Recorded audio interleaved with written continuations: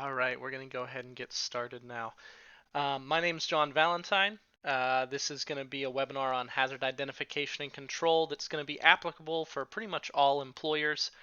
We have folks in here from multiple different states, so there are going to be a couple things that I cover, very few in this one, where I will mention that it depends on your local and state regulations. But for the most part, this stuff is applicable just about anywhere that you would be located. A little background on me. I've been working in safety and industrial hygiene for quite a while. Started out with Zachary Engineering. They're a construction firm down in San Antonio, Texas. From there, I spent some time in refineries with Marathon Petroleum. Then I got over into pipeline construction until ultimately now that I've settled into a consulting role with Careworks Comp, as with MSA, the safety company, who is the brand under which I do a lot of training on specific things like fall protection, confined space, and rescue.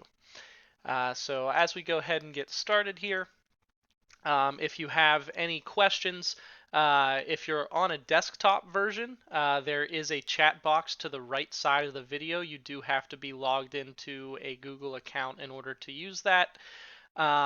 But you can go ahead and type there, and I will see those in real time as I look over at my other screen to see if there are any questions and comments. If you don't have a Google account that you're signed in with and don't want to make one, you can always shoot me an email after the presentation. Let me back this slide up. My email's right there, john.valentine@careworkscomp.com. Alrighty, I am getting over a little bit of a cold here, so hopefully that stays calm for now. Some objectives here as we get started. We're going to want to understand the business and personal impacts of injuries. We're going to go through a couple slides on that. And then the bulk of our time is going to be spent on identifying and assessing hazards. We're going to split that up into 6 steps, but it does take a lot of slides to cover. So I do recommend at least taking some notes on what those 6 steps are as we go through. And then after we go through those 6 steps, then we're going to spend some time on prevention and control measures. So the 6 steps are more just for identifying and assessing those hazards. Okay. So let's start out with the impact of injuries. We're going to look at 2 different impacts here. We're going to look at the business impact, which is going to be more of a financial issue. And then we're also going to look at the personal impacts of injuries in the workplace as we get started here. Some of you may have heard some of these slides before. I bring these back up a lot because these are kind of a common theme throughout the different topics that I do cover. The business impact is going to be the financial impact of a claim or of an injury when an employee gets injured in the workplace. With the business impact, we're going to be looking primarily at your premiums with the BWC or with your TPA. So with premiums, those are calculated with an experience modification rate. That's where you see the EMR right there. The more injuries you have, the more costs you incur due to injuries, the higher your EMR goes, and that EMR is essentially a multiplier. If you have a 1.0 EMR, that typically you are a brand new company just getting started, so they start you out at what we would call essentially a base rate at a 1.0 EMR. If you do really well over like a 5-year period, your EMR is going to start to go down. Let's say your EMR gets down to, let's use an easy number like a 0.5 instead of a 1.0. That means that you're going to save 50% on your workers' comp premiums. On the flip side, if you have a couple bad years in a row where you have a lot of losses due to injuries, your EMR is going to go up, let's say, to a 2.0. That means now you're going to pay double what the initial premium is for a brand new company with the amount of employees that you have in your industry. So your workers' comp premiums fluctuate based on your previous losses. So we obviously don't want higher premiums. That EMR, and this is where I told you it depends on exactly what state you're in. In some states, they look at a 4-year experience period. In some states, they look at a 3-year experience period. But they all typically have what's called a green year. A green year basically just means last year. And they don't count those against you right away because we have to wait to see how much that injury is actually going to cost. So they give it a year to develop out. And then those costs are going to affect your bottom line. The more you're paying in workers' comp premium, the less profit you're making, the tighter your bottom line is going to be, and ultimately it could push you into the red at some point. So we want to make sure we keep those injuries down, just because on the financial side, that impact could be devastating to a company as well. And that a single incident, let's say you have a single incident that's like a max value claim, depending on what your max value claim is, but it's going to affect you for really up to anywhere from 3 to 5 years, depending on what state you're in. That is going to sit on your account and keep your premium up high, your EMR up high. So we do want to avoid those injuries. And so we're going to get into hazard assessment today to get into preventing them from happening in the first place.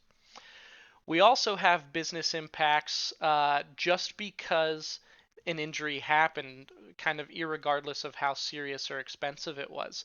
If we have what's called an OSHA recordable, which some of you may have been in my OSHA record keeping training, we're going to be doing another one of those next year. If you want to access the old one, it is on the Careworks Comp website under our webinar selection. You can watch the previously recorded one. With OSHA recordables, an inspector is going to change his approach if he reviews your inspection logs, or sorry, reviews your injury logs and sees that you have a lot of recordables. An inspector is going to do a more in-depth inspection at that point and probably be a little more nitpicky with violations. If you have a lengthy sheet of recordables or previous violations, again, that's going to change the inspector's approach. And have you been under the microscope before? If you've been under the microscope before by OSHA, they are going to be looking at repeatable offenses now, which carry much higher fines.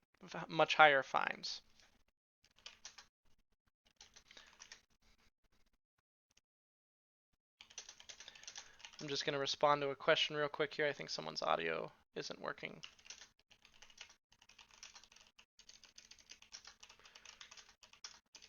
Yeah, if at any point it seems like the stream stopped, just go ahead and refresh the page. But as long as I don't lose internet connection, the stream shouldn't stop at all for everybody, but it may be hard for some people to keep it going. So just refresh the page and it should continue. All right. Let me bring back my other screen now. Sorry about that. Okay. Your fines and inspection levels are going to be based on your previous fines as well. So if you have fines for the same thing or same violations, they're going to hit you with repeatable offenses, which are going to carry a higher fine. And also job bidding. I know that there were a couple construction companies signed up for this. Construction companies have to go and submit a bid for jobs. Part of that bid process is turning in your OSHA records. And if you have a lot of recordable injuries, you're going to have to come in with a much lower bid than someone who has a good safety record, because a lot of times general contractors aren't going to go with the lowest bid anymore. They're going to try to find a balance between a low bid and a safe contractor, because if you would go and have your employees get injured on their job site, that can reflect poorly on that general contractor and actually also get that general contractor into trouble with OSHA. So we do have to be mindful of all those business impacts. But what I think is much more important is going to be that human factor. That human factor is the personal impact of a death or serious injury occurring on your job site. So I had one client that I worked with years ago. They still work with our safety consultants at Careworks Comp. I just passed them off to another consultant as I've moved out west to work with some different clientele now. But a lot of times we have employers that contact our safety consultants after a serious injury has occurred. In this case, it was a very small company. Uh, they were working fairly safely, but had overlooked a couple little things. It was a tire supply service, and they had a worker who was inflating a very large tractor tire, which can hold a lot of pressure. It had a catastrophic failure, and actually ultimately resulted in a fatality at that employer when that tire did explode. Um, so they had contacted us to come in, do hazard assessments, hazard identification, develop training for their employees. In most places we go, they have a small injury. They ask us to do something like that for them, and then that's kind of the end of it. They just do it to respond to an injury of some sort. In this case, it was a fatality. It was a small company. It was a company where everybody knows everybody, the owner knows everybody. And when you lose an employee like that, especially when you're a small, tight-knit company, it's going to have some serious personal impacts, not only for that, obviously, that employee and his family, but also for the other employees who knew him, for the owner who did not realize that this hazard was lurking in their workplace. And they continue to work with us. It's probably been over a decade now that they've been working with our company, doing annual trainings, annual hazard assessments, and things like that. But you don't just get to walk away from something like that if you're not the person that got injured. You gotta live with the fact that that injury happened at your workplace, and you were responsible for it as the business owner or the safety person or whatever role you might play there. So we got to keep in mind that yes, there are business and financial impacts, but the real reason we want to find these hazards, identify them, and control them is to prevent somebody from getting hurt or killed. So let's get into that hazard identification. How are we going to start picking those hazards out in our workplace? So the first thing we're going to want to do is try to identify the obvious ones, identify the hazards that are out there that we can find. There are a lot of ways to do that, but the first step that I like to take is just simply collect information from sources where it's already available both internally and externally. So you can collect information about these workplace hazards from information that's already available to the employer and the worker from those internal and external sources. You're going to collect, organize, and review that information with your workers to determine what types of hazards may be present and which ones they're exposed to on a regular basis or that they could be potentially exposed to in certain predictable situations. So what are those internal sources? They could be your equipment and machinery operating manuals. It could be safety data sheets that come from the chemical manufacturers who are providing chemicals and other products to your company for you to use. A lot of everywhere has your SDSs, your HAZCOM program, but those safety data sheets, does anybody in your company actually read them? A lot of places I go, they take them, they put them in an SDS folder and hang it on the wall and forget about it until it gets some sort of chemical on their skin or in their eye and has an adverse reaction. At that point, it's too late to look at the safety data sheet. By the time you pull that safety data sheet out and read what to do, if it says do not put water on it because water could make the reaction worse, at that point, the worker's probably already rinsing his eyes out with water by the time someone got that SDS out and looked at it. So you really need to know ahead of time which of our chemicals are dangerous, what hazards do they pose, and how do we mitigate them. And the great thing about an SDS sheet is it has a different section for each one of those topics and tells you exactly what you need to do. And if you're still not sure, those SDSs always have a phone number on them that you can call to get more information from the manufacturer. Also, self-inspection reports, reports from your insurance carriers, government agents, and consultants. Um, those are all considered internal sources. So if you had a consultant in the past come out and do some sort of safety assessment or hazard assessment, pull that report out, review it, and use it moving forward. Workers' compensation records and reports. So you can go and just pull up your loss histories on your workers' compensation account. So what were your previous injuries that caused your workers to have to go visit a doctor or incur a medical cost? And if we start to see trends, such as, oh, we had 12 injuries to hands that were cuts. Okay, maybe now we can start looking into what can we do to prevent those from happening. Something as simple as cut-proof or cut-resistant gloves. Also, your OSHA records, same thing as your workers' comp records. You can start to see trends there in your losses and injuries. Exposure monitoring results and industrial hygiene assessments. So um, the great thing, I know a lot of folks in here are in the state of Ohio in this webinar. If you're in the state of Ohio, you can contact the Bureau of Workers' Compensation to send someone out at no cost to perform exposure monitoring and industrial hygiene assessments such as noise monitoring or measuring the air for the levels of chemicals that workers are being exposed to. And then they also, at the end of that, they give you a report and tell you what controls they would recommend for fixing that. Safety and health programs, so lockout, tagout, confined space, process safety, personal protective equipment. If you had a safety professional in the past, but you don't anymore, chances are they developed safety and health programs and they're still sitting around somewhere on a flash drive or in a printed out booklet. Go see what safety and health programs they had in place and see if you can start those back up, because those are going to have a lot of the hazards identified in them already. Get input from workers, so safety committees, surveys, behavioral analysis forms. Those are all ways that your workers on the floor can actually give you input and let you know what hazards they think are in the workplace that they need fixed. A lot of the companies that I work with, when we start a safety committee, by the end of the first couple months, they have a laundry list of safety hazards that have been identified that need fixed. We're going to talk later in this webinar about how we're going to prioritize those based on the hazard and how dangerous it is, the frequency and severity. And we're going to then order those in the order we want to fix them. We'll put some temporary fixes in place until we can get permanent fixes done. And we're going to turn that over to our maintenance department, and they're going to go out and start correcting those issues. And then lastly, here's a job hazard analysis.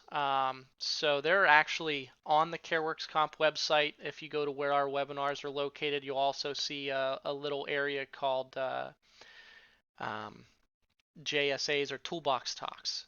So if you click on the Toolbox Talk link, actually in there, I have a document that is a job hazard analysis form where you can pull those up and you can actually see, okay, what are the hazards that we're going to have to identify. It'll tell you like a body part like the head, and you'll pretty much fill out check boxes that say, is there a chance of an object falling on someone? Is there a chance of a cut happening to their hand? And you can actually fill those out, and it kind of it walks you through the steps of identifying hazards. External sources where you can collect information on hazards would be agency websites like OSHA, NIOSH, the National Institute of Occupational Safety and Health, or the CDC, the Center for Disease. Actually, I forget what that stands for. Center for Disease Control or something like that. But the CDC, OSHA, NIOSH, ANSI, all these different regulatory bodies or all these different advisory bodies as far as safety and working goes, they have plenty of information out there for you already. So if you're a fast food place, you can look up fast food safety from OSHA, NIOSH, or the CDC, and they'll have all kinds of different topics that are related to you that were grant funded that'll help you identify hazards in your workplace. Trade associations are great as well. So are labor unions, state and local occupational safety and health committees, which are called COSH groups or worker advocacy groups. As well as the last one here, safety and health consultants. That would be where you pay someone to come in and help you identify those hazards. Or also, again, the BWC in Ohio, Labor and Industry in Washington. Different states have some free safety and health consultation programs available as well, where they can come in and help you identify those hazards. Okay. Once you collect that information on possible hazards in your workplace, You're going to review that with workers to determine what types of hazards are actually present from that information that you pulled up. So maybe you got information from OSHA on a certain industry that you belong to. You can then sit down with your workers and say, hey, do we have this in our workplace specifically? And you can start to pick that apart and determine which ones your workers are actually exposed to. And then from there, move on to what we'll do later in this webinar, which is start to correct those hazards and see if we can prevent them from the workers being exposed to those. Okay, so step one was collecting that information, then reviewing it with your workers or your safety committee. That's the best place to review that with your workers, is within a safety committee. Step two is going to be actually to identify the hazards that are actually in your workplace. So first we collected information on possible hazards and the stuff that we have in our workplace. Now we're going to see where the actual hazards occur. So new hazards can be introduced over time, as well as workstations and processes change, equipment or tools become worn, maintenance may be neglected, or your housekeeping practices may go downhill. All of those things are going to create hazards. So we need to set aside time to regularly inspect our workplace to help identify those shortcomings that we just mentioned so that they can be addressed before the incident actually occurs. A lot of times these things require retraining as well. So if you have a process change or you introduce new equipment to your workplace that is going to change how workers do their jobs, you need to not only train them on how to use the equipment, but also the safety features of the equipment and how to keep themselves from being exposed to new hazards that have been introduced by that. With the wear and tear on their tools or their equipment that they're using, the workers need to be trained to identify when a tool needs to be replaced, whether that be safety glasses that are getting all scratched up and they can't see out of, or a hammer that starts to get a loose head on it, all the way to some complicated machinery that's not being properly lubricated. All of those things can cause additional hazards.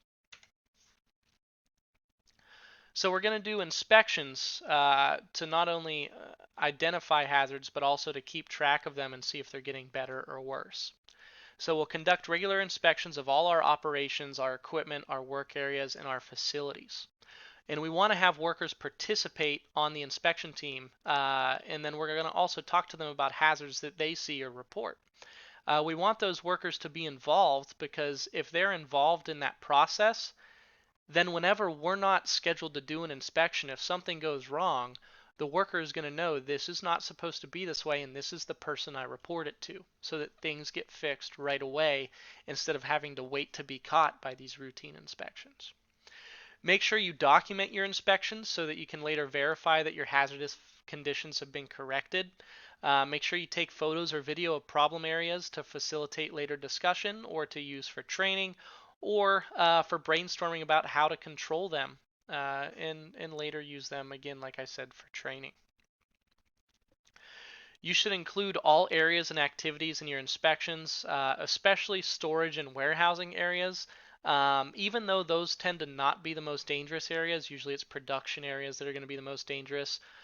Whether you're in a school system, maybe you're a teacher, or you're in a manufacturing plant, warehouse and storage areas tend to be neglected because people just put things in them and walk away.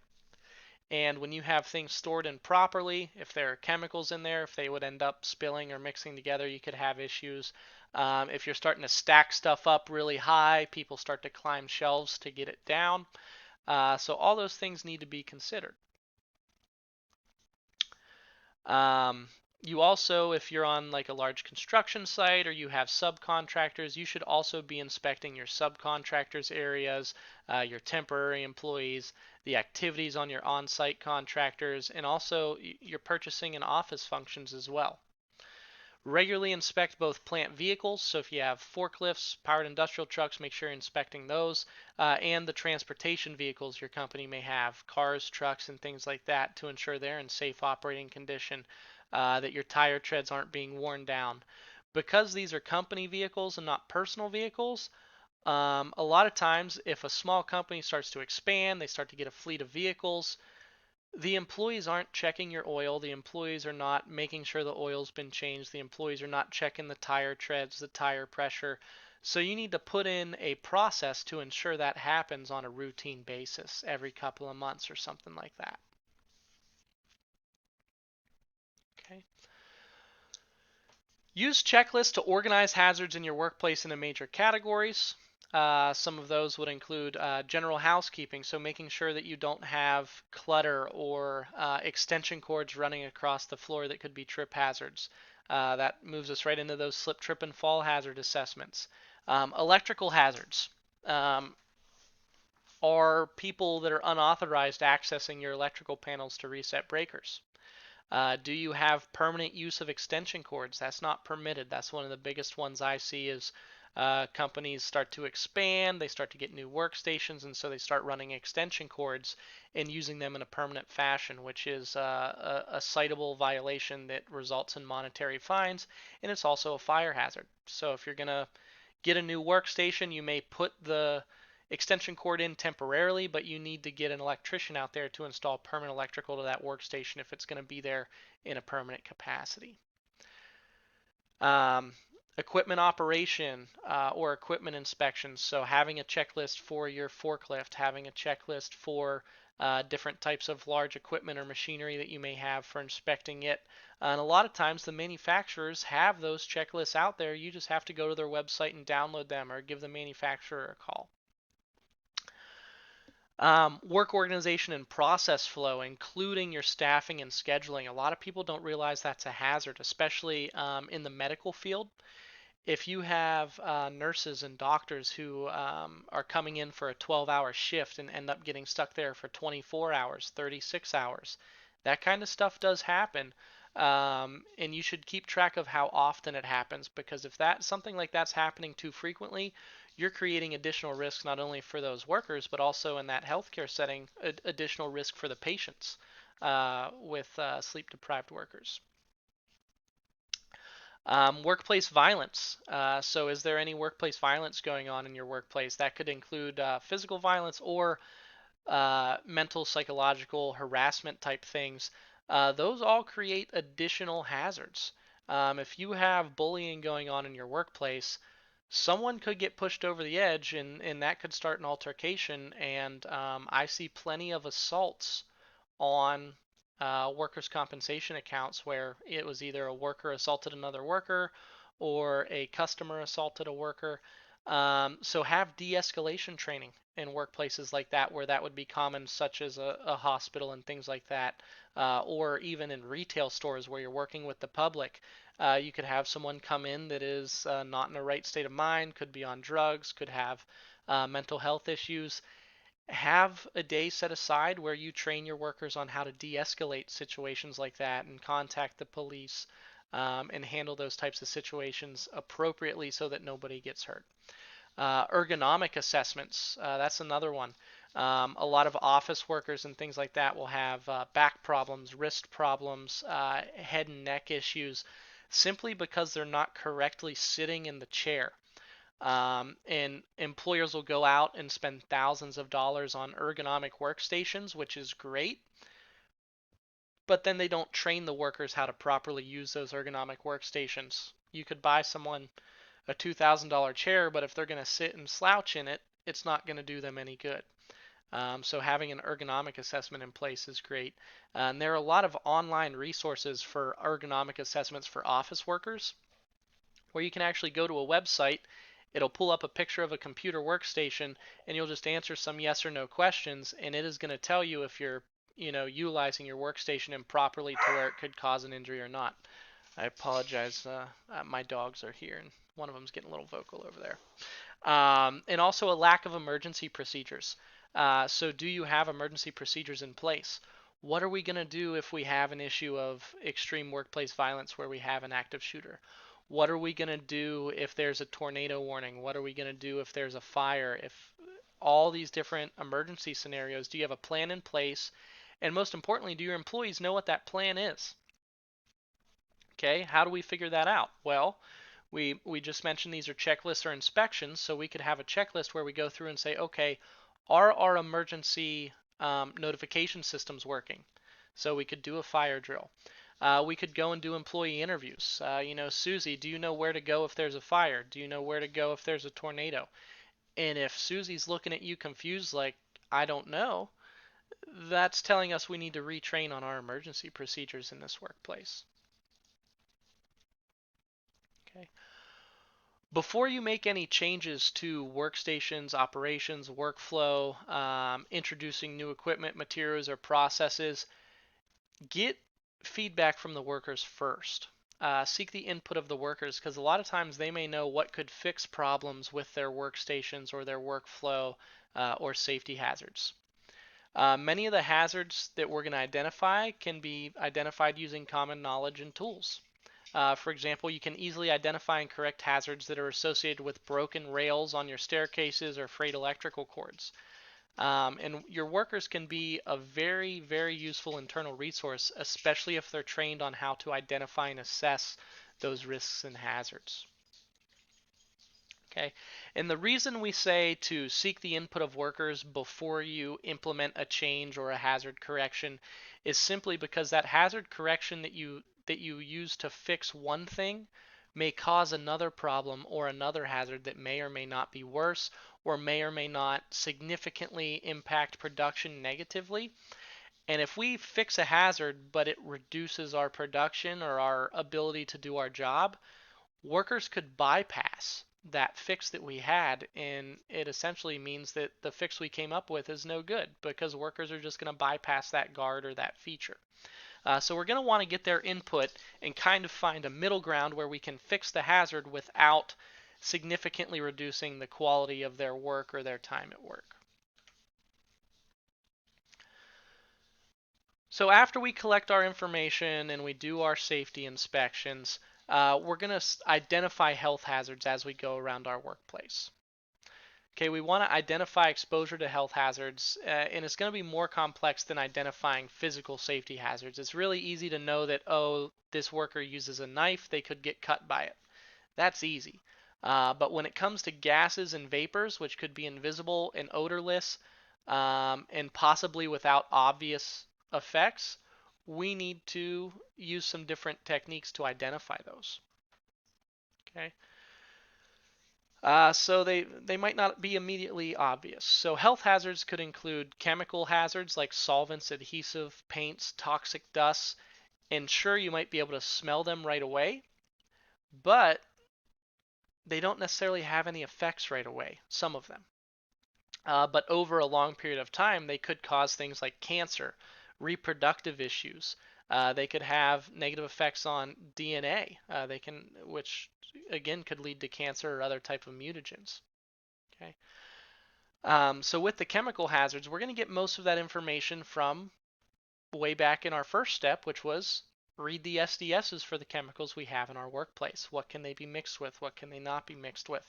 How do they affect us? Is it from breathing them in or is it just from getting them on our skin? Okay. Some other health hazards that may be a little more obvious to be able to identify would be your physical hazards such as noise, radiation, heat, biological hazards like infectious diseases, which we're going to see more so in our schools, in our healthcare systems, and things like that. And then also your ergonomic risk factors, which we just talked briefly about in the last slide, but that would include heavy lifting, repetitive motions, and vibration, which could cause things like carpal tunnel, back injuries, and other kinds of ergonomic injuries. And even though they're more complex to identify, these hazards are often quantifiable, so they're easy to measure. So how do we identify and then quantify those health hazards such as noise and chemical exposure? We're going to do that with the chemical hazards, again, by reviewing those SDSs, seeing what their exposure limits are. What's the quantity we're using it in? Are we using it in a ventilized space or a non-ventilized space? And we're going to identify activities that could result in skin exposure to those chemicals as well. If we're not sure if we're overexposing our employees, this is a case where we may have to call in a professional in that field, which would be what's known as an industrial hygienist.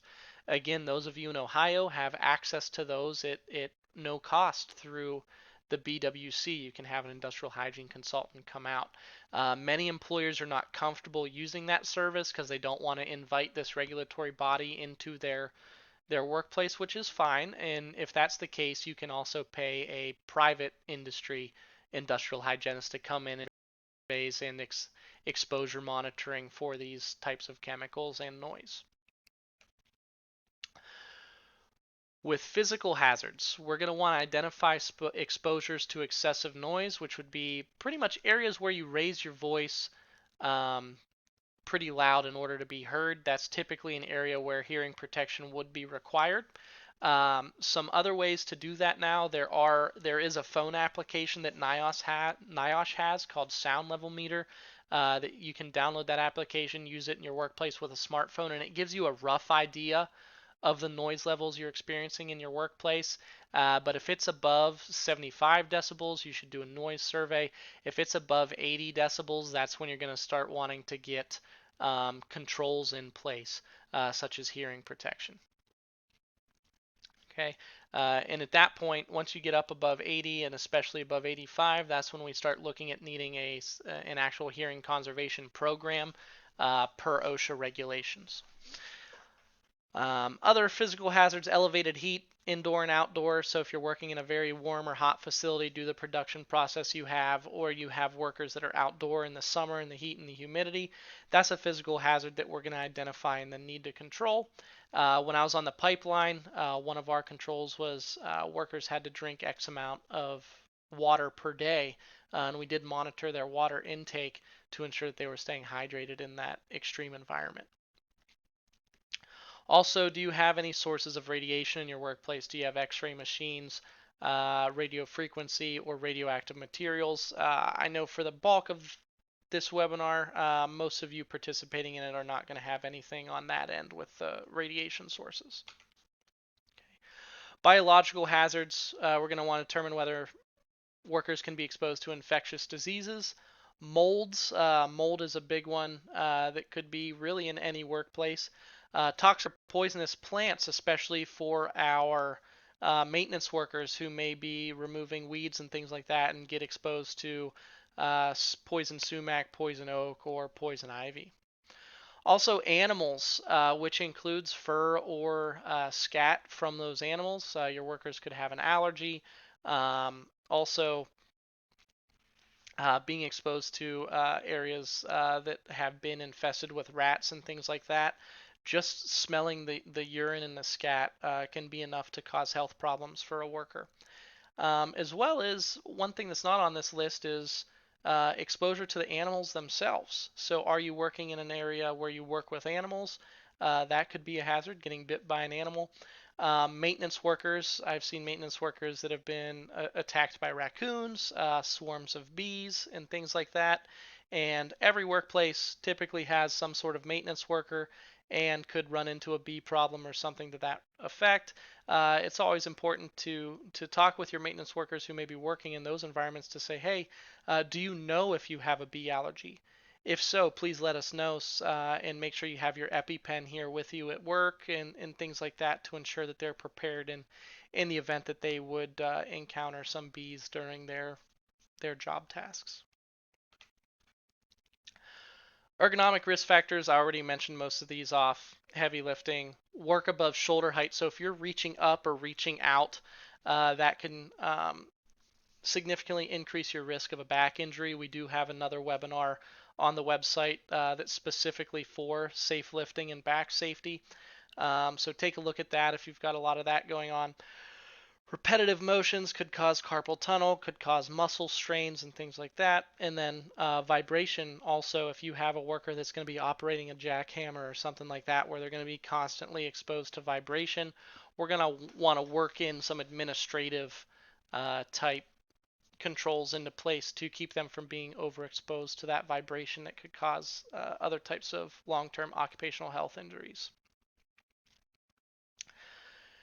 And ultimately, as we identify these hazards, we're going to conduct quantitative exposure assessments when possible using air sampling or direct reading measurements and instruments. So that's going to be something that typically an industrial hygienist is going to do, unless someone in your workplace is trained to do that.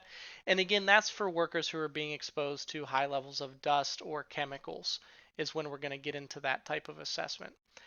And then review your medical records for your workplace, your workers' comp records, to identify cases of musculoskeletal injuries, skin irritation or dermatitis, hearing loss, or lung diseases that may be related to workplace exposures. Those are things that we're going to want to identify and see if we can pinpoint a source for what causes those injuries in our workplace that are trending, and then go and correct it. Identifying and assessing all of your health hazards may require specialized knowledge. Again, I've said this a couple times, small businesses can utilize free advice through a variety of agencies, or for larger issues may choose to hire a consultant. But in the state of Ohio, you've got the BWC Industrial Hygiene Consulting Services. You've got the OSHA on-site consultation program for small to medium employers in high hazard industries. And then for those of you that are public employers, so our townships and things like that are in here, you're actually part of the PERP program and can take advantage of the Public Employment Risk Reduction Compliance Assistance Services. For any information on that, go ahead and shoot me an email and I'll get you over to the right people for that. Or actually, if you Google Public Employment Risk Reduction Program, it's actually one of the first things that comes up on Google through the BWC's website. Okay. So after we identify our health hazards, we're going to also look at incident investigations. So this is going to be what's called a lagging indicator. The steps that we covered previously are what are known as leading indicators. That's where we start to amass some information and identify our hazards before they cause an injury. But incident investigations happen after the injury occurs. So this is what's called a lagging indicator. Investigating your workplace incidents will identify hazards that are likely to cause future harm because they already caused harm before we did the investigation. So the purpose is going to be to identify the root cause and keep it from happening again. We're going to look at investigating not only injuries and illnesses, but also investigating close calls and near misses. That is one of the areas that many employers are lacking on, is your close calls and near misses. If something almost goes bad, usually nobody hears about it. They don't tell anybody about it. But what should really be happening is if we have a close call or a near miss, we need to report that up just like we would an actual injury or illness, and address it to ensure it can't happen again. We're going to want to develop a clear plan and procedure for conducting these investigations immediately after an incident occurs. That plan should include who's going to be involved in the investigation. If you have a safety professional at your job site, they should be. A lot of times HR gets involved at smaller employers, maybe your plant operations manager. You also need to know what your lines of communication are. So if a worker has a near miss or an injury, they need to know, who do I report that to? If they were not trained on who they have to tell about an injury, it's not going to get reported, and you're not going to know about it until they go to the doctor, file a workers' comp claim, and you get a call or an email from the workers' compensation company, the TPA, telling you that you had someone get injured. You're going to want to have reporting forms and templates. We do have examples of those. If you need an incident reporting form, shoot me an email. I have plenty of templates of things like that that I can send on over to you. You should have an investigative team that includes management and workers. It should not just be one person performing an investigation. You should have a team of people that perform those investigations. Okay. You should have training for your workers on how to report their injury and on what the investigation process is like when there is an injury or a near miss. And then your folks who are doing the incident investigation should be trained on how to fill out those forms. It's unfortunate that many small employers will get a template for incident reporting, but then they don't train their to fill it out. So you just have a manager out there with a form and they are trying to fill it out, and they don't necessarily know what information they actually have to gather or how complete it should be, and oftentimes they end up just pencil whipping these forms. And so you end up with a low quality incident investigation, and because of that, you end up unable to actually correct the root cause because a lot of times they never get down to the root cause in those cases. And then lastly, once you do identify and analyze root causes to address underlying program shortcomings that allowed the incidents to happen, you then need to communicate the results of that investigation to your managers and your supervisors in order to prevent recurrence. And if it happened at one facility, but you have multiple facilities throughout the state or throughout the country, when incidents like this happen and we get the investigation complete, you should then share that information with the rest of your company in other areas where it could also happen so that they can implement the same fix before it happens at their facility as well. So communication is huge when we get into these incident investigations. And then we need to ask why. An effective incident investigation does not stop at identifying a single factor that triggered an accident. What led to the accident? Why did the equipment fail? Was the worker adequately trained? So maybe the equipment did fail, but was the worker adequately trained to identify when that equipment would be damaged or not working appropriately? Could the worker have prevented this if they were properly trained? And again, that doesn't make it the worker's fault. It's still on us as an employer to ensure they're able to identify when it's not working appropriately. It could be that it was beyond its service life. Maybe we missed a maintenance period on it. How could we have prevented this failure? Similarly, a good investigation does not conclude when it realizes that a worker made an error. It asks questions like, was the worker provided with the appropriate tools and time to do the work? Was the worker adequately trained? Was the worker properly supervised? Too many times an employer will say, well, that was Jim's fault. Jim should have known better. Okay, well, clearly Jim didn't know better. Why did he not know better? Where did we fail that employee that this could have happened? Okay, and then just note here as well, OSHA does have special reporting requirements for work-related incidents that lead to a serious injury or fatality. If you have a fatality at your workplace, not only should you be doing this investigation, but you also need to call or notify OSHA within 8 hours of a work-related fatality and within 24 hours of any amputation, which includes, just the loss of the tip of a finger is enough to be considered an amputation. Loss of an eye or any inpatient hospitalization. This is when the worker was admitted rather than treated and released. If your worker is admitted to the hospital and kept there, you need to report that to OSHA within 24 hours. Okay. Step 5 is going to be our emergency and non-routine hazards, identifying those. So we hinted at these earlier, but we need to develop plans for responding to hazards associated with emergency scenarios and non-routine situations. Okay. Emergencies present hazards that do need to be recognized and understood. Non-routine or infrequent tasks, including maintenance or startup and shutdown activities, prevent potential hazards, and they're hazards that the workers are not used to seeing on a regular basis. This would include things like lockout and tagout, fires and explosions, chemical releases, hazardous material spills, infrequent maintenance. So you don't want someone who's unfamiliar with a machine to perform infrequent maintenance without being properly trained and reminded of the processes. Disease outbreaks, medical emergencies, which could include, maybe we have a worker that's working at heights and they have a heart attack, a stroke, diabetic shock. These types of things happen in workplaces every day. We need to ensure that our workers are prepared for that. Do we have someone on site trained in first aid and CPR? Do we have a defibrillator available? These are programs that small businesses are now starting to initiate and have in place. What if we have a structural collapse, workplace violence, weather, extreme weather, natural disasters? Do we have a plan for these foreseeable scenarios that could happen? You need to make sure that you do. And you would compile your processes for when something like this happens.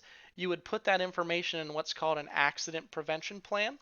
and that should be put into a simple handbook that every worker can be given, almost like a brochure. And then I always recommend once a year, at least once a year, you go over this information with your employees. This is what we do if a fire. This is where we meet. This is some companies set up a phone number to call. Maybe they have a really large facility. It's hard to do roll call. So when everyone gets to their assigned safe area, especially in the case of workplace violence, there's never a quote unquote safe area when you have a shooter on your site. So a lot of times people are told seek shelter wherever you can. If you get in a vehicle, leave the area, and then they'll set up a phone number for the workers to call. There are programs out there where you can subscribe to a phone number, and your workers can call into that phone number to let you know that they're okay and they've made it to a safe place. Step 6 is going to be to characterize, prioritize, and control. This is where we start to assess and understand the types of incidents that could result from the exposure to those hazards that we've already identified. We're going to start to need to develop interim controls in the short term. So we've identified a hazard. We know that maybe we need to order a part or fabricate a guard for this equipment. That's going to take some time. So what can we do in the short term to partially fix or control this hazard? Okay. We're going to also prioritize our hazards. So something that could cause a fatality is obviously going to be at the top of our list of things to fix, and something that's, very low risk, maybe a worker could get scraped by something or get a rash. That's going to go down towards the bottom of our list compared to a fatality or an amputation hazard. And then once we prioritize those hazards, we're going to start creating permanent controls for them in the order that we've prioritized. So consider the severity of potential outcomes and also consider the likelihood of event or exposure. You're going to want to determine how many of our workers can be exposed to this, and you're going to want to train those workers on the hazard that could be exposed. Okay, and then again, continue to control all serious recognized hazards as you move forward. So you prioritized them. You address the ones that had the greatest risk first, but then you're going to go back and evaluate and make sure that your controls that you put in place are actually working and that they're not being bypassed by your employees. Okay, so that was a lot of information. Most of that was just, again, you gather the information on the hazards, you start to identify them in your workplace, but now we need to prioritize them. Okay, so how are we going to prioritize those hazards? How do we assess those?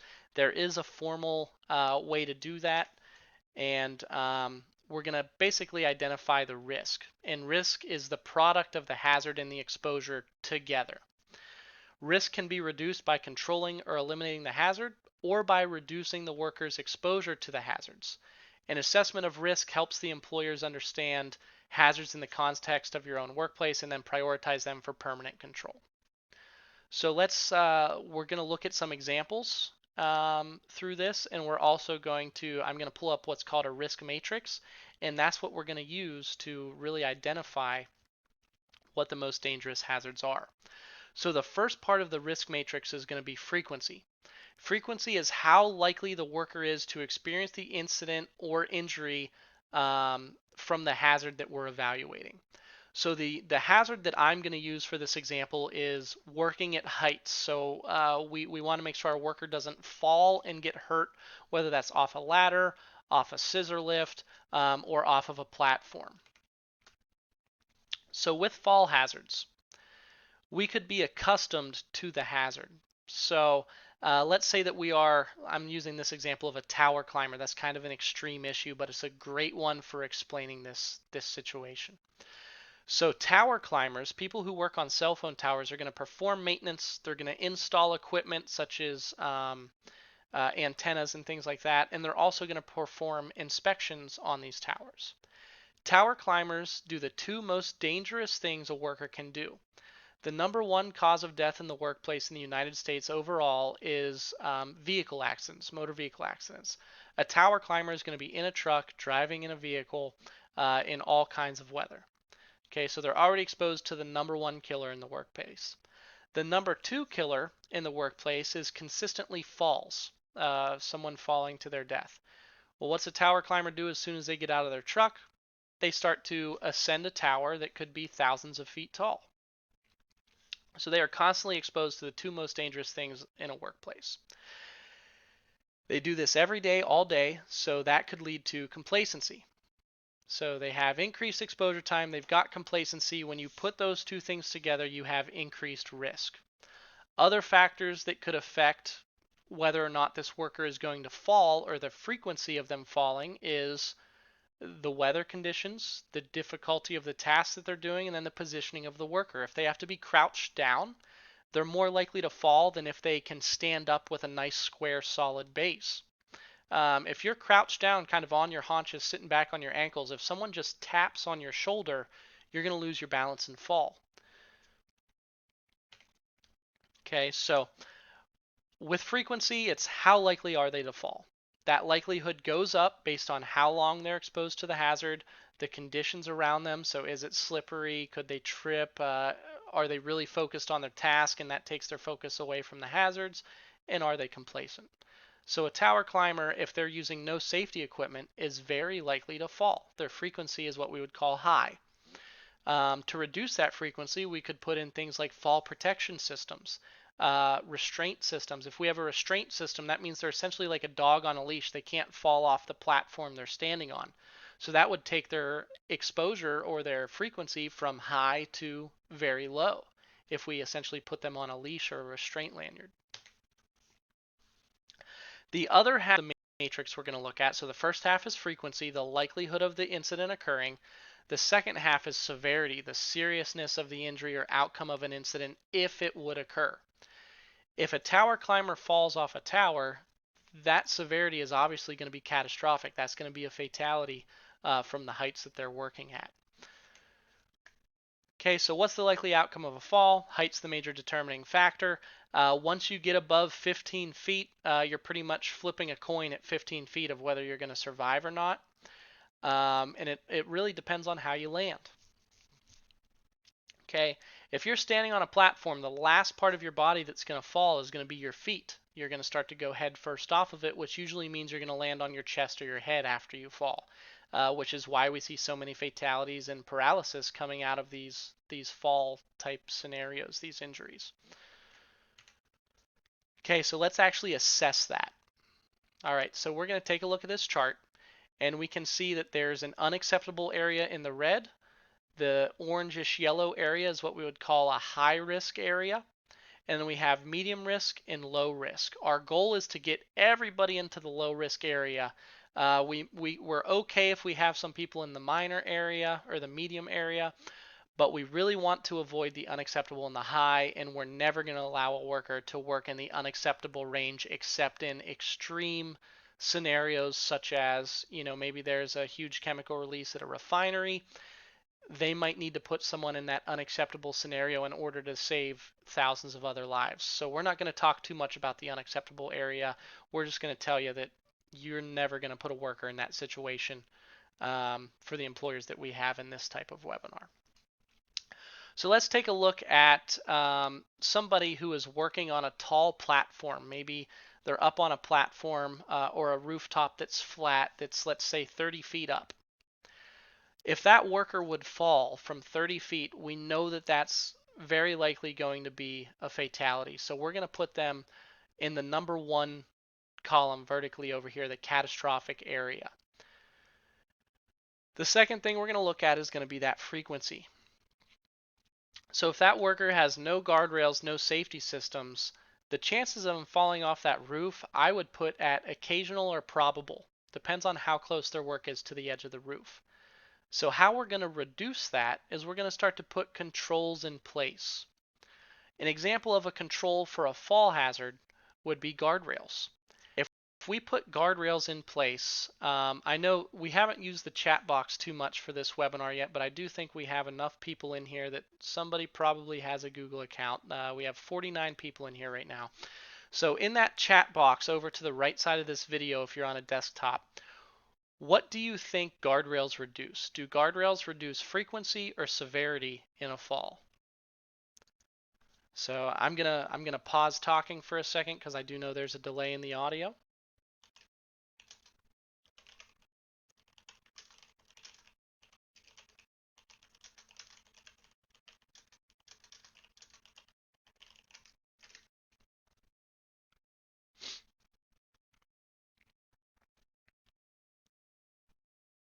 All right, so either that delay is longer than I think or you guys are shy. So guardrails are going to reduce the frequency. If you would fall over a guardrail from 30 feet, you're still going to fall that 30 feet and you're still going to see the same injuries. A guardrail is designed to reduce frequency. They're there to reduce the likelihood of the worker actually falling over the edge. If the worker starts to lose his balance, starts to trip, he's going to put his hands out in front of him, his or her hands out in front of them, and grab the guardrail, and they're going to stay on the platform. So a guardrail is going to reduce the frequency. As long as that worker doesn't have anything in his job task that would require them to stand on the guardrail or lean over it, as long as their center of gravity stays inside. That's right, Lisa, frequency. Perfect. Um, it's going to lower that severity all the way down to improbable. It's very unlikely for a worker who's working inside a guardrailed area to fall off a platform. So by adding just guardrails, we've moved that worker from an unacceptable area all the way down to a low hazard area. Now let's say that worker has to lean outside the guardrails because they're painting a wall. Maybe they're on a scissor lift and they can't get close to the wall due to some sort of curb, so they have to lean over that guardrail. Well, in that case, the guardrails aren't really going to do anything, and we're still going to be in a probable or occasional, possibly even frequent. So if that's the case, now how do we reduce this worker's risk? If we know this worker is going to be leaning over the guardrails, making them inefficient, we're going to have to put another control in place. At that point, maybe we could start to consider a restraint lanyard or a fall arrest lanyard. A restraint lanyard is going to keep the worker from ever falling, so that's going to reduce the worker's frequency down to improbable, just like the guardrails did. In the case of a fall arrest lanyard, so that's going to be an energy absorbing lanyard. It's long enough that you're still able to fall over the edge, but it's going to deploy a shock absorber. In that case, it's going to keep the worker from falling the whole way to the ground, but the worker still falls, and the worker can still get hurt. With fall protection, with things like fall arrest, we're going to be looking at typically minor injuries. So in that case, the worker's still able to fall over the edge. Maybe it's occasional or probable. But in that case, with the energy absorber in there, the worker's not going to get injured as badly. It's not going to be a fatality. At the worst, they're probably going to have some bruises and things like that, maybe some cuts and scrapes from hitting the wall. Worst case scenario, they may have some sort of bone injury. So it's going to put them in the high or medium range, right here. All right, so that's how we're going to assess every hazard. And you're going to do this for every different type of hazard, including trip hazards, including chemical exposures. We're going to look at that severity, what could happen, anywhere from a minor injury all the way up to a catastrophic, which would be a fatality. A critical injury, I would classify that as something that's going to put somebody in the hospital for an extended period of time or result in a lost time incident. A serious injury, we're going to be looking at something like going to the hospital kind of in and out, maybe a broken bone, they get a cast put on it, but they're going to be out of work for a little bit, maybe have to come back light duty. A minor injury is something that we're going to treat on site and they're going to go right back to work the same day, or maybe need some stitches, go get stitches and again be able to come back to work. So that's how I would define those across the top. As far as the frequency, those are a little harder to specifically define. I would say frequent is something that you know is going to happen. Probable means, just one little lapse in judgment could cause this to happen. Occasional would be if we do this every day, it's going to happen a couple times a year. Remote would be if we do this every day, it's very unlikely that it would happen, but if the worker would have a lapse in judgment, it could happen. And then improbable means the worker is going to have to intentionally violate some rules in order to have this incident happen. That's how I would define those different levels within the frequency and severity. So we've identified our hazard, we've assessed our hazard, so we've determined, how dangerous is this hazard, and once we assess that hazard and kind of get a score for all of these, you see the 1A, the 2A, the 3A, the 4A, 1B, 2B, we're then going to rank them on what are the most dangerous and likely to occur, and that's how we're going to determine which ones we're going to fix first. Okay, you're going to want to fix the most serious ones first. Okay, so now how do we prevent and control those hazards? How do we fix them now? Okay, so this is going to be the last section of our presentation. All right, we're going to want to identify control options. So in the case of that worker working at heights, our options include guardrails. Our options include using things that are safer than a ladder. So instead of using a ladder, we may use a scissor lift. Instead of using a boom lift, we may use a scissor lift. Okay, it also includes things like installing, I think I said installing guardrails already, but fall protection, fall arrest, fall restraint, those are all ways to control a fall hazard. All right. In the case of, let's say our hazards are things like cutting, getting cut by a knife or a sharp blade. Well, can we automate the process? Can we use some sort of automation technology to do the cutting instead of our workers doing the cutting by hand? Okay, if not, what about cut-resistant gloves and sleeves? All right, with cut-resistant gloves and sleeves, you also have to identify how much dexterity the worker is going to lose if they use a cut-resistant glove.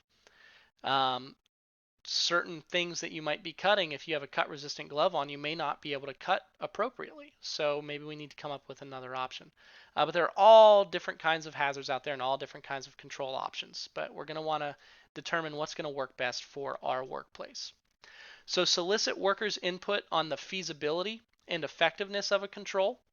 Before you go out and spend thousands of dollars on cut-proof gloves for every employee that you have, you might want to just get one or two pairs first and work with a couple workers one-on-one and see, will this ruin the quality of your work or your ability to do your work? If so, anytime they're not being watched, the worker's going to take the glove off and just do the work without it and still get hurt. Okay, there's a wealth of information out there for employers to investigate options for controlling hazards. Before selecting them, again, solicit your workers' input. You're going to want to collect, organize, and review information with workers to determine what types of hazards may be present, which ones they're exposed to. And you're going to want to review sources like the OSHA standards and guidance, industry consensus standards, NIOSH publications, all these different reports that are available out there. You can find them online to determine what is best for the hazard that you're dealing with. Okay. For complex hazards, you're going to want to consult with a safety and health expert. All right. Also, if you're part of a big corporate structure, maybe I work at a fast food place in Ohio, and we have a corporate structure.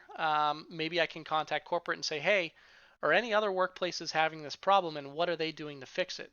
Or maybe, say I work at Wendy's, I could call the Wendy's, in the next county and say, hey, do you guys have people getting hurt lifting bread racks, having a lot of back injuries? And they could say, oh yeah, we got rid of that by not stacking the bread racks as high, and now we don't see as many back injuries.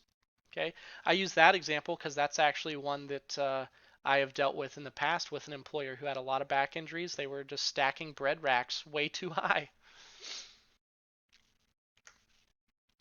Okay, the controls that you select, first of all, you want to make sure they're feasible and that they're effective and that they're going to work in a permanent capacity.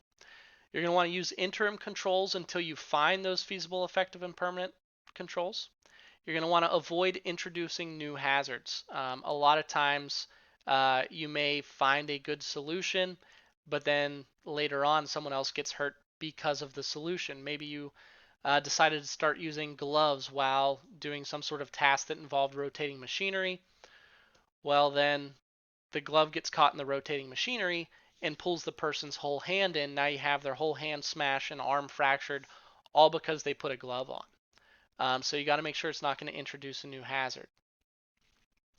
Use a combination of controls when no single method or options are available.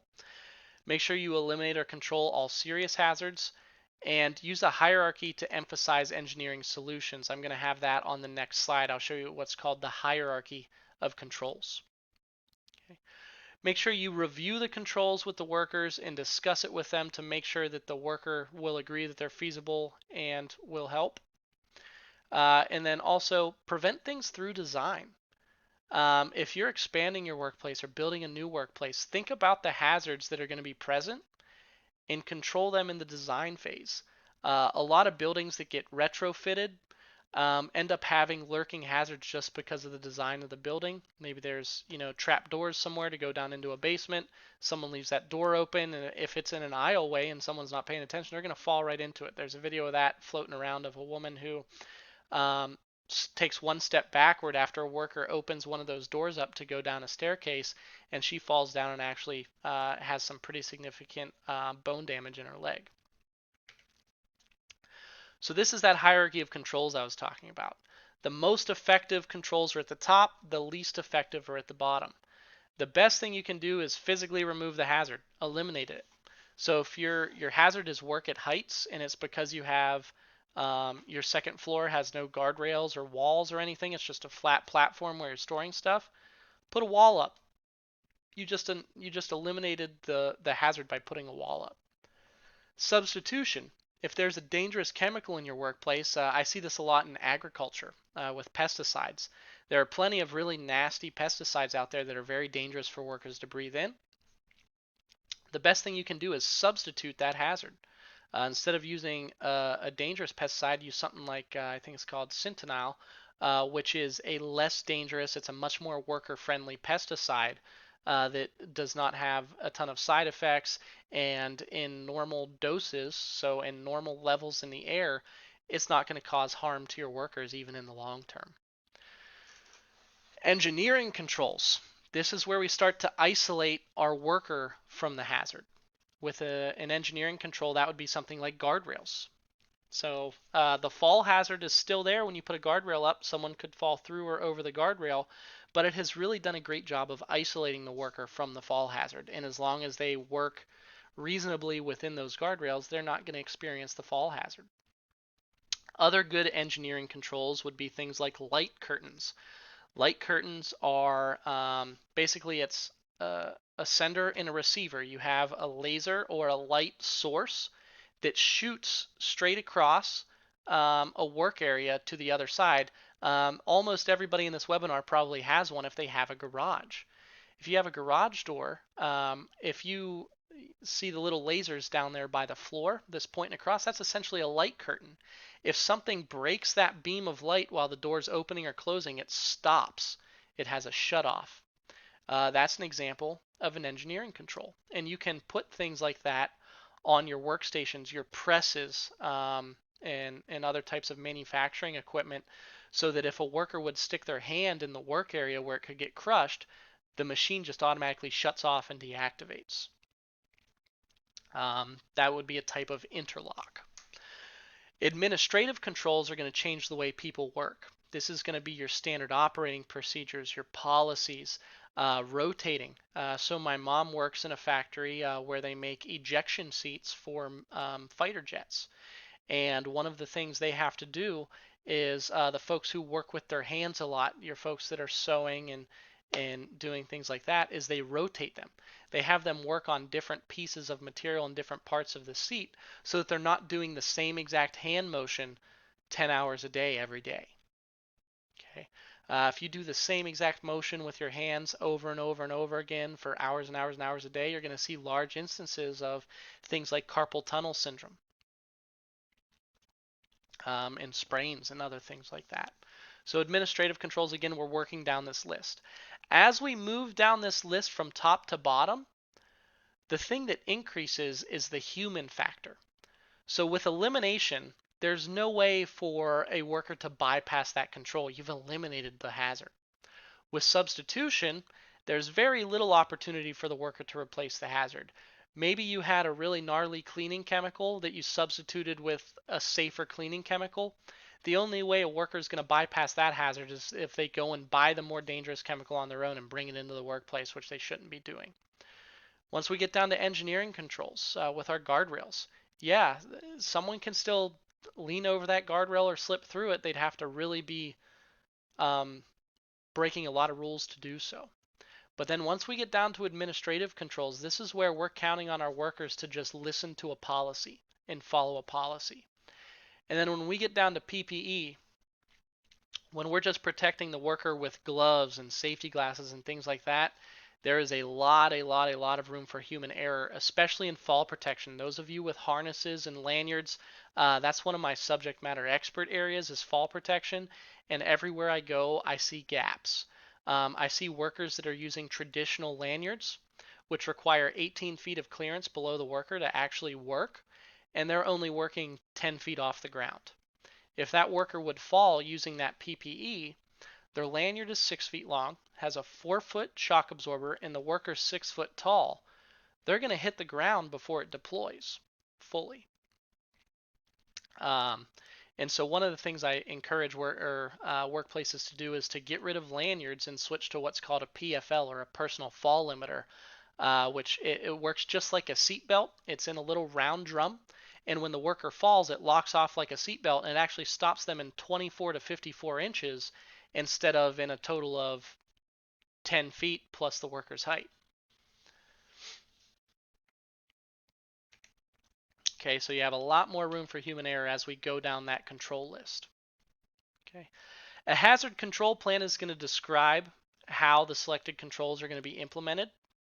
Okay, it's important to track progress towards completing the plan and to periodically verify that controls remain effective.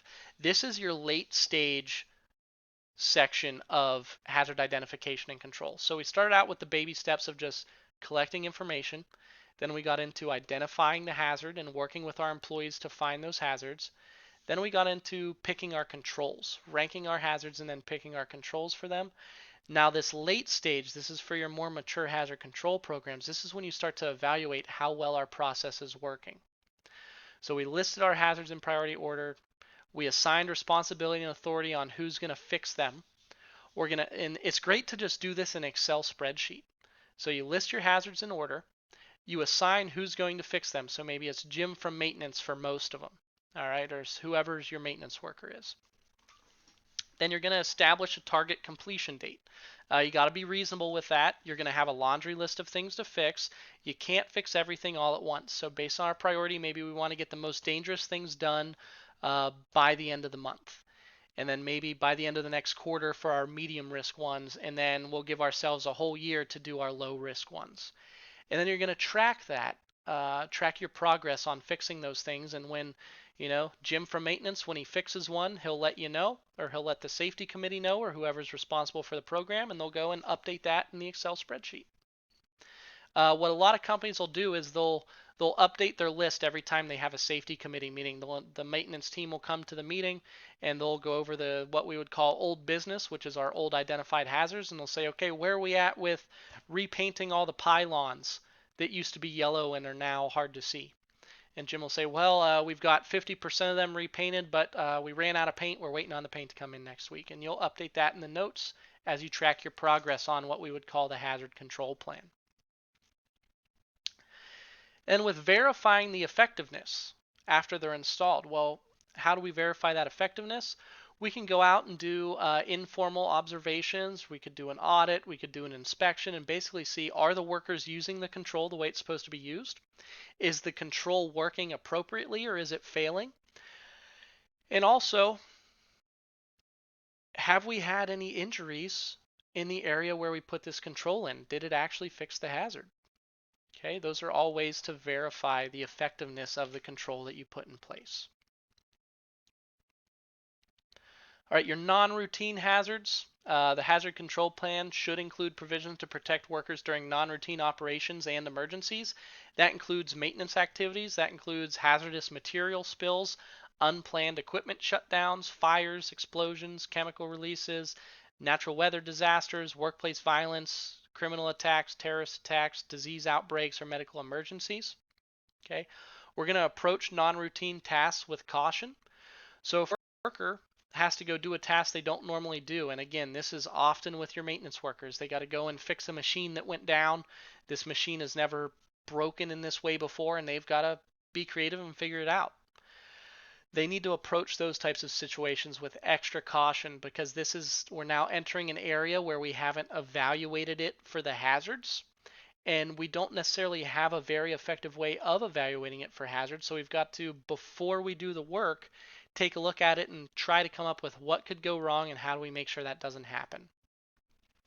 Oftentimes with that non-routine work, It comes down to lockout, tagout, which is where you fully shut down a machine, drain it of all its residual energy, and you put a device on it that will prevent any other worker from starting it up, turning it on, or putting energy into the system. And you want to have a good lockout tagout program for that. That is one of the essential programs that every workplace is going to need is a lockout tagout program if you have any sort of equipment that's going to need maintenance done on it by your maintenance team. Okay. Prior to initiating any such non-routine work, make sure you review the JHA, the job hazard analysis or job safety analysis with any workers involved in that process, and notify the folks around that area about the nature of the work, the schedule of the work, and any necessary precautions, which would include, letting the operator of that equipment know we're shutting this equipment down. You're not going to be able to use it until we're done. I will come and get you and let you know when you're able to use it again. And they're going to put a tag on that equipment to designate that information as well.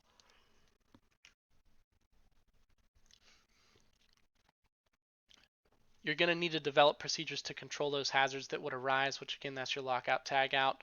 Procure equipment needed to control emergency related hazards.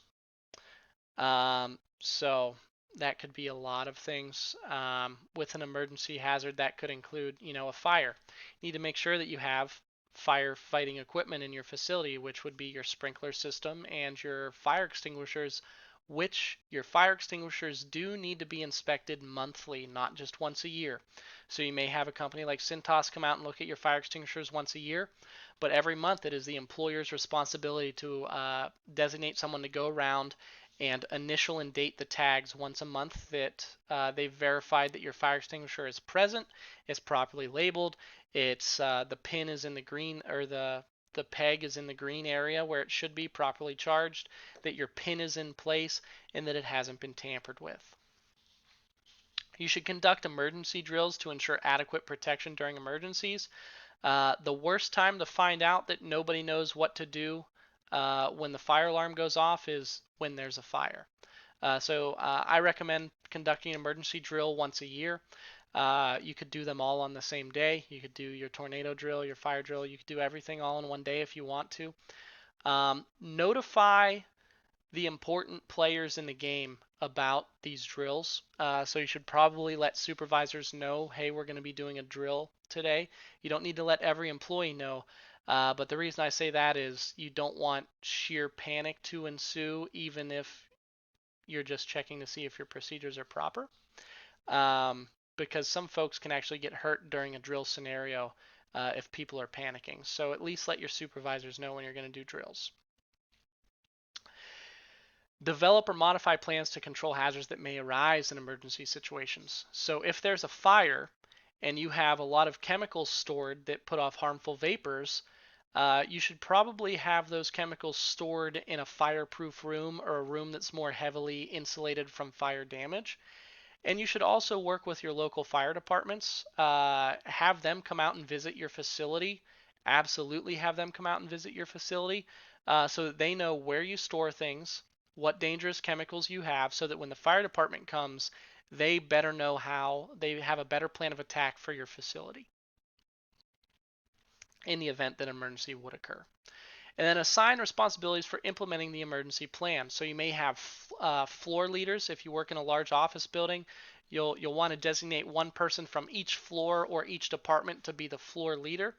You'll give them like a safety vest and a bright colored hat so that when they go out to the staging areas or the muster areas, that the folks from that floor or that department know who their assigned person is, their assigned emergency person is, and they'll go up to them, report to them, they'll sign in so that they can verify that everyone has made it out.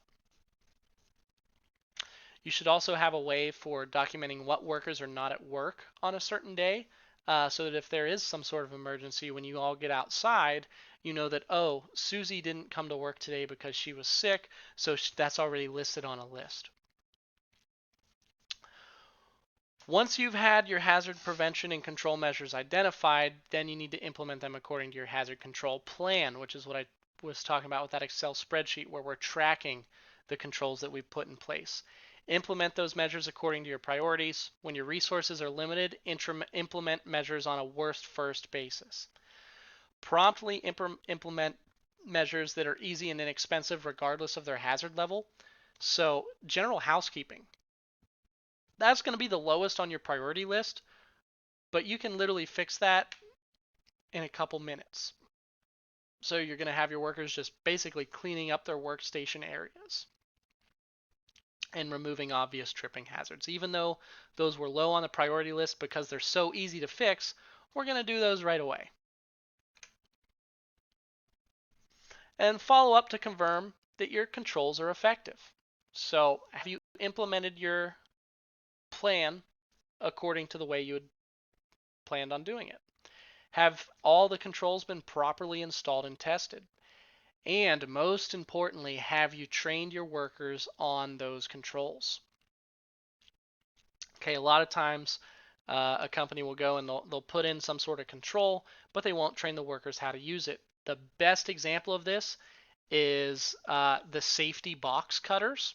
There are box cutters that have the retractable blade that goes away when it's not stuck into something, and you have to push up on a button with your thumb to get the blade to come out. Well, if you keep your finger on that button pushing the blade out while you're cutting, it completely defeats the purpose of the device. The whole purpose of the device is that when it stops touching cardboard when you pull it off, the blade automatically retracts, so that if you're sliding down a piece of cardboard and you're going too fast, that you don't end up slashing your leg with it. If you've got your finger on that button, the blade stays out and you'll cut yourself with it. So the worker needs to be trained. You push up on the button, you stick it in the cardboard, and then you let go of the button before you start actually cutting. And the blade will stay out because the cardboard will hold it out while you're cutting. And then as soon as you get to the end of the cardboard, finish cutting it, the blade pops right back up inside automatically. That is a control that I see misapplied almost everywhere. Okay. So we're going to conduct inspections to confirm controls are operating as designed. We'll evaluate the control measures to determine if they're effective. We'll involve workers in that evaluation as well. So maybe the workers can assist us with those inspections or those control evaluations. We'll ask the worker, is this control getting in your way? Is the guard on this saw causing you difficulty in doing your work? We're going to confirm that practices and controls and policies are being followed. We're going to conduct routine preventative maintenance. That's key. Making sure that we're maintaining not only our machines, but also the control features on our machines. And we're going to implement further control measures whenever necessary. And we'll find out when we need other control measures, either because we do an inspection and find that our controls aren't appropriate, or maybe someone gets hurt. We thought the control fixed the hazard, but someone still found a way to get hurt. So we're going to implement further controls to ensure, again, that that can't happen. All right.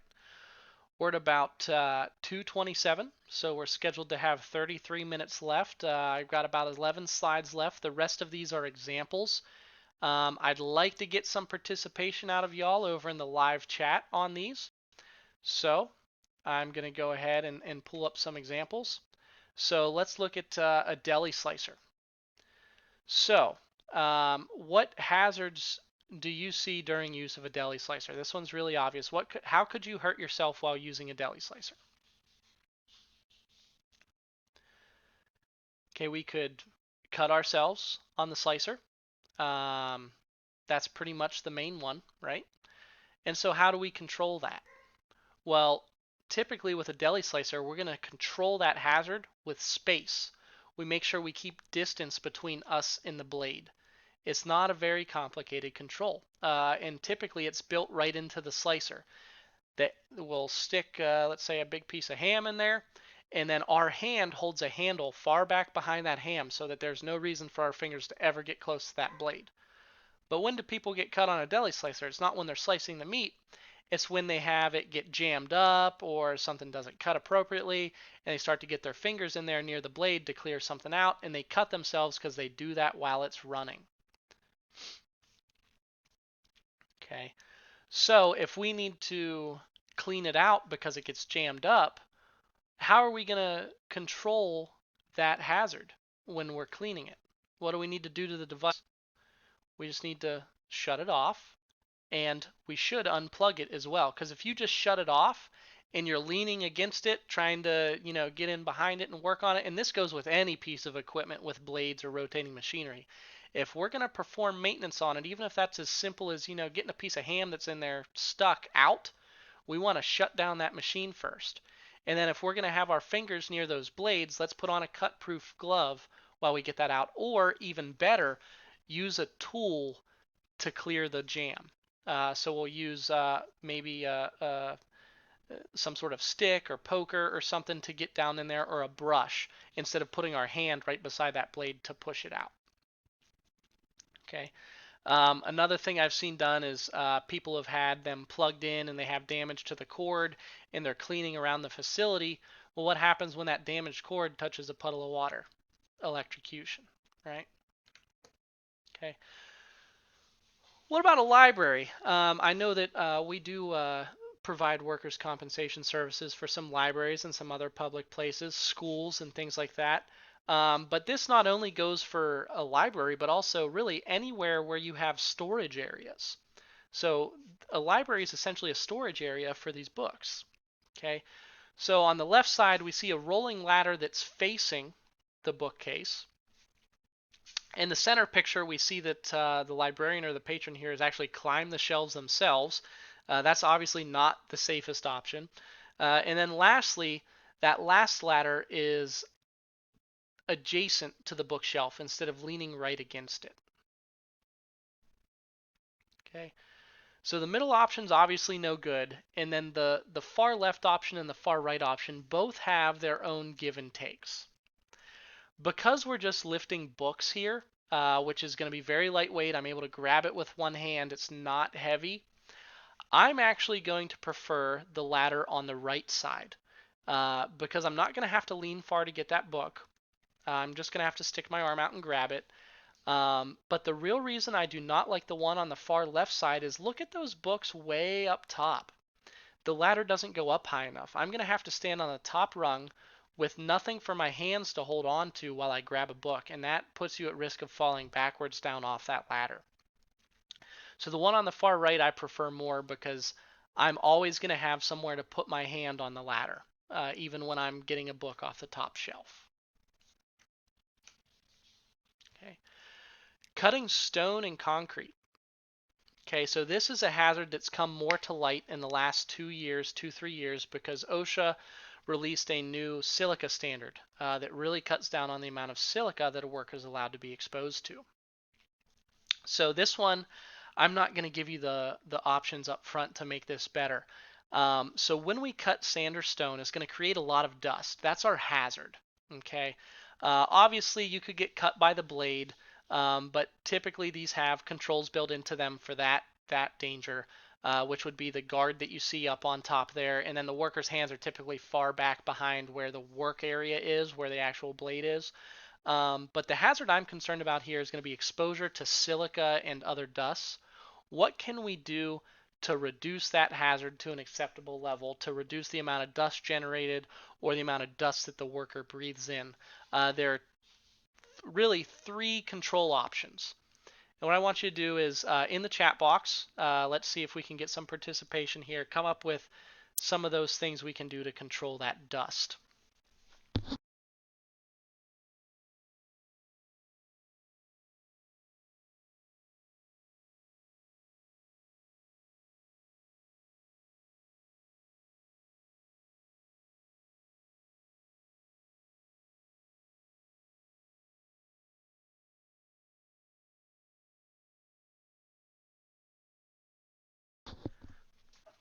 Perfect. Sandy and Andrew actually just came in with 2 of those 3 controls.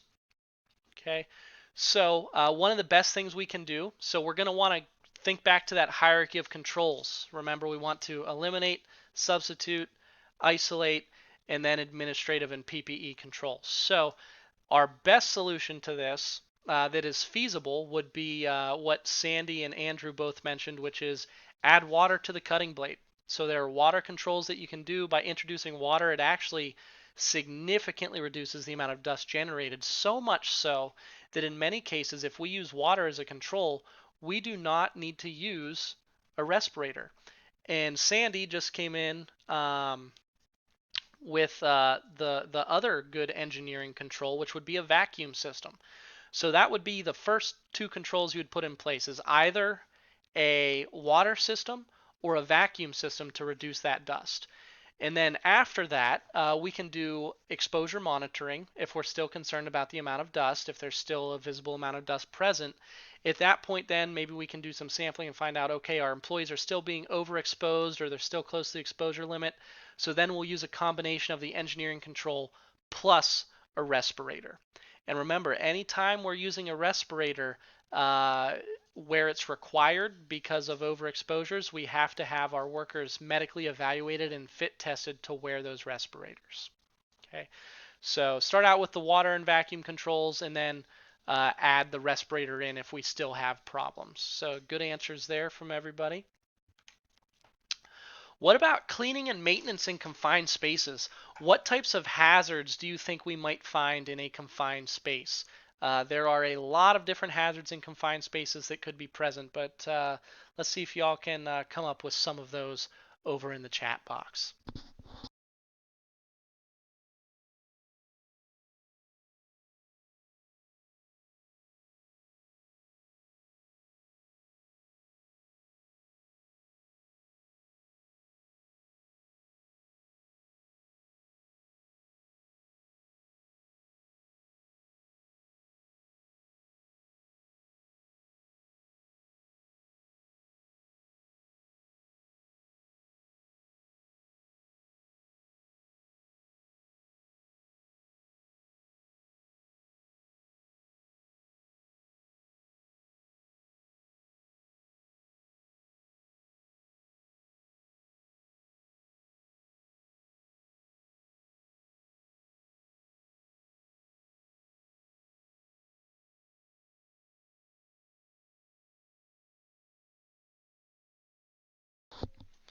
Rita had another a good point on the previous slide for the stone cutting.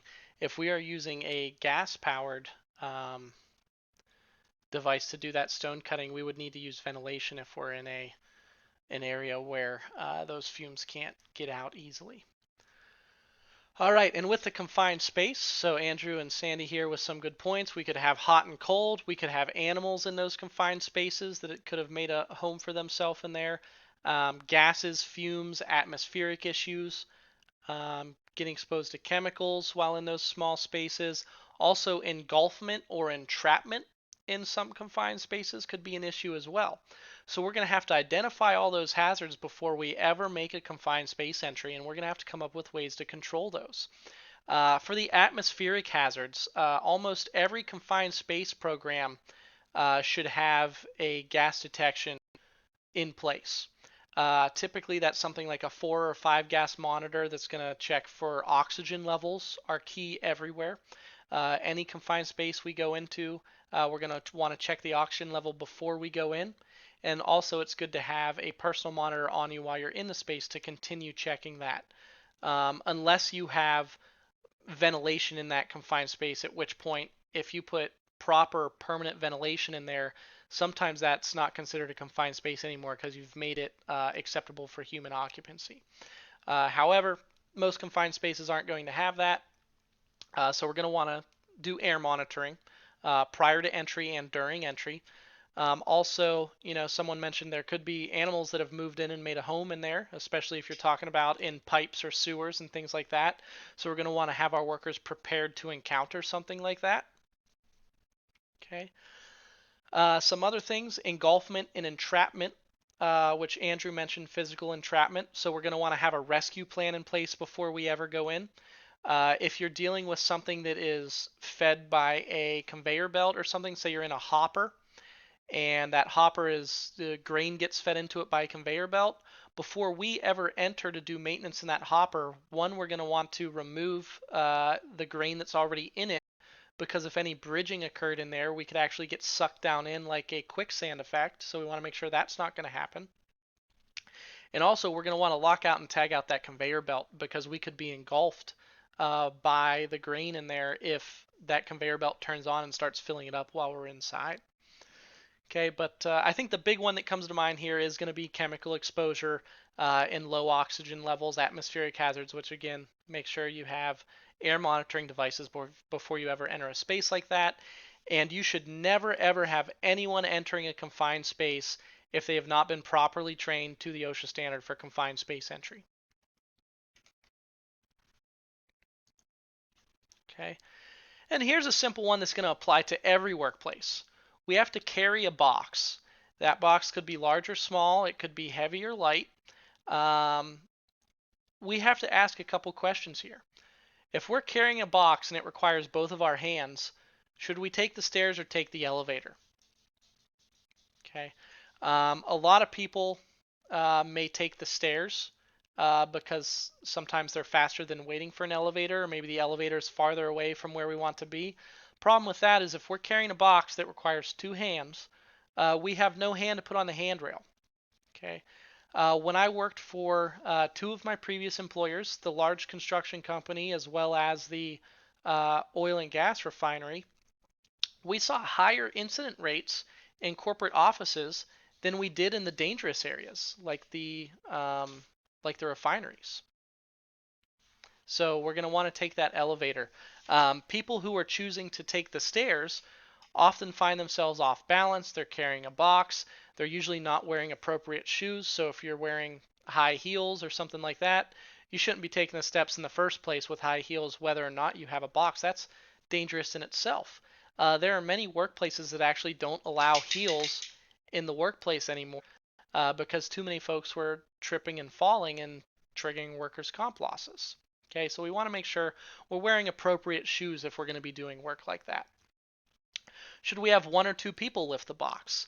A general rule of thumb is that no single person should lift more than 50 pounds. However, we need to know our personal limitations. If we have an elderly employee, we obviously don't want that elderly employee lifting 30 pounds. And also, someone who is larger and has more muscle structure, they may be able to appropriately lift a 70-pound box by themselves.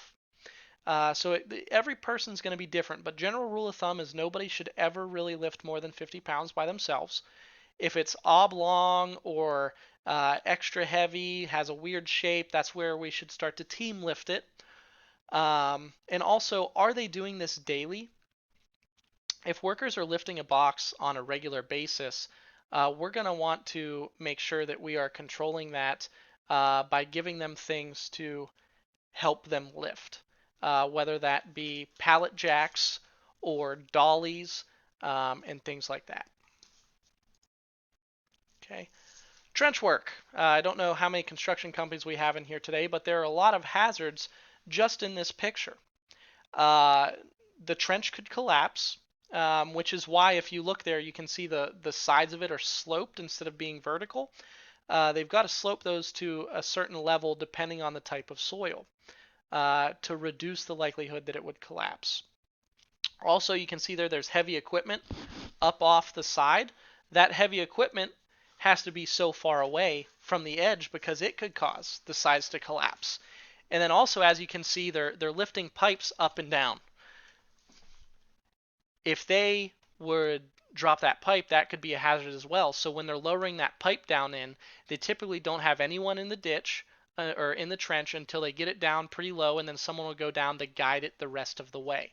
The workers should also be using tag lines anytime a crane or a side boom like this is lifting any sort of object. You don't want to have your hands directly on the object. You want to stay away from it and use a tag line to control that object. Okay, you can see everyone has hard hats on to protect from falling objects, but a pipe that large, a hard hat's not going to help you with, so that's why everyone stays out of there while they're lowering it down until it gets down pretty close to the ground. Okay, painting. With painting, obviously we have a respiratory hazard. We're putting a vapor into the air. You could also involve solvents there. Different types of paints have different levels of toxicity and how safe they are. So we could use substitution here and use safer paints.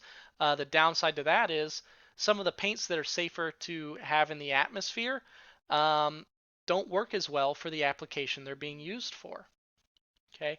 Also, you can see this worker's wearing a Tyvek suit. He's got nitrile gloves on. You don't want this to get on your skin either. It can cause toxic effects just getting on your skin.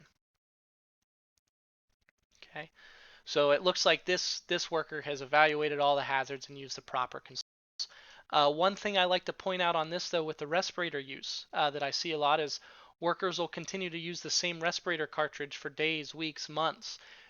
Eventually, that respirator cartridge goes bad and you have to throw it away and get a new one. So that worker should be trained on when to know that is, and that's going to vary depending on what type of cartridge it is, what brand it is. So you're going to want to follow the manufacturer's instructions on that. If they ever smell breakthrough, meaning they're smelling the material coming through the filter, they absolutely need to stop work and get a new one immediately. If they still smell breakthrough, even with a new cartridge, that usually means their respirator is not properly fitting them. They may need to get refit tested, or perhaps they haven't shaved. I see that a lot too. These workers shave, they go get fit tested, the respirator fits them perfectly. But if they let their facial hair grow out, the respirator doesn't work anymore. It puts small little gaps on the sides, and the air comes in through the side of the respirator. Kitchens, greasy, slippy floors are going to be a hazard. Also, working around very hot grease and machines. This worker, I'm not sure exactly what he's doing. Probably changing grease out or cleaning out these fryers. You can see that he's just pretty much wearing a trash bag over his shirt. That's not really giving him any protective level of anything at all. Um, if he is still currently emptying the hot oil, he should be wearing rubber gloves that go up to his elbows in case anyone splashed out. He doesn't want to get it on his skin. From the looks of it, though, he's already emptied all of these, and right now he's just soaping them up and scrubbing them out. In that case, he's probably just wearing this trash bag so that he doesn't get his shirt dirty underneath. I would rather him wear maybe an apron or like a chef's coat, only because that plastic is going to cause him to overheat. And if there would be hot grease in there, that literally just looks like a trash bag he put holes in. The hot grease will melt right through that if there is hot grease there. So, not a fan of that. And then also, if you look at where his goggles are. His goggles are up on top of his head. Those are there to prevent him from getting things into his eyes, and he's not even wearing those.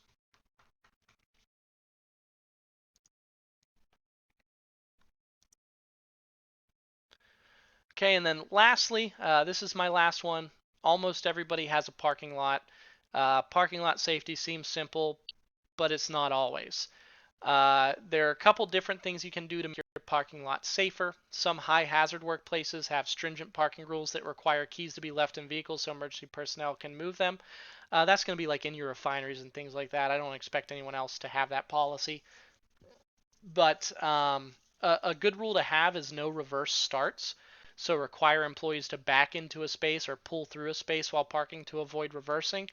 That'll lessen the chance of backing into objects or pedestrians. Because oftentimes when that happens is when a worker uh, gets in their vehicle, they start it up, they're on their phone for a little bit in their vehicle. There was no one around when they got in the vehicle, but now they pop it in reverse and start to back up. And by that time, there's people moving around them, and they're not aware of it. But if your first move is forward, you can see everything out in front of you. And if you're backing into a spot, you've already driven past it and seen what was around right before you back into it. We call that no reverse starts or no hot reverses. Also, with parking lots, having your maintenance team keep up on ensuring that cracks are filled, potholes are filled, you reduce the trip hazards, and especially this time of year. I know we haven't had much of a winter yet, but I'm sure it's coming. Making sure that you're salting your parking lots before your workers get there so that you're reducing the slips and trips of both your workers and your customers. Okay.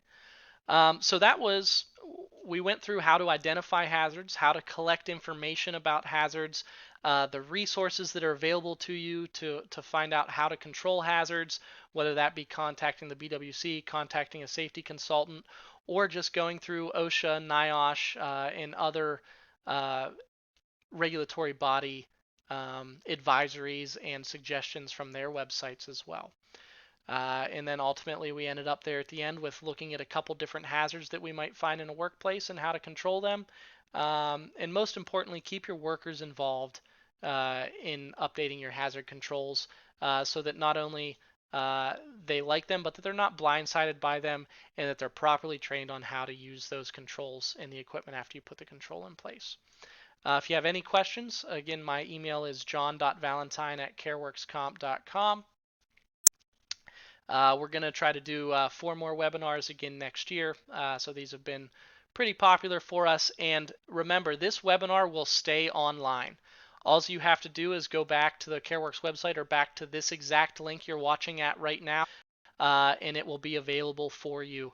If you lose the link, but you had registered and paid already, just shoot me an email or shoot our marketing team or Marcia Dennis an email about that. And we'll get you the link again if you lose it. So thanks for participating. This does count as BWC 2-hour credit for those of you in the state of Ohio. So if you needed your 2-hour safety credit, we will actually process that on the back end and submit it for you. There's nothing that you need to fill out other than the sign